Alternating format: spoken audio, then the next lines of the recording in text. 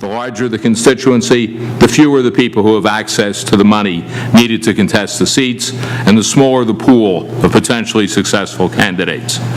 Epstein has repeatedly said that reducing the size of the legislature is like political cotton candy. It tastes good, but is not very nutritious or worthwhile.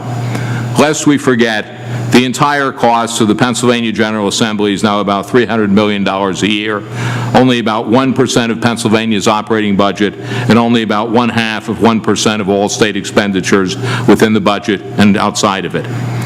Getting rid of 50 or 60 state legislators has, at best, roughly the same fiscal impact as getting rid of a single high school in our Commonwealth.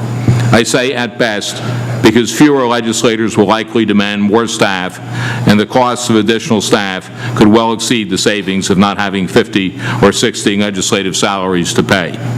Over the years, we in the legislature have voted on this issue over and over again.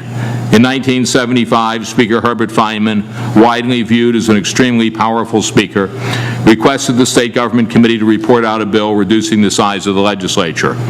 The verdict of the committee was no, a precedent I highly recommend for dealing with the proposal of our good friend, the current Speaker. We in the General Assembly are not only the agents of our constituents, but we are all too often the only agents our constituents have in governmental policy making.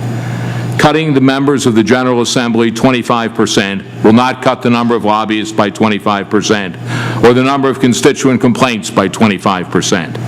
It will only serve to make the legislature more remote from the average citizen and less representative of the average citizen. Reducing the size of the legislature is a terrible idea whose time should never come. It inevitably will increase the embarrassing and depressing incidences of corruption and will lead to more complaints about our distance from the people.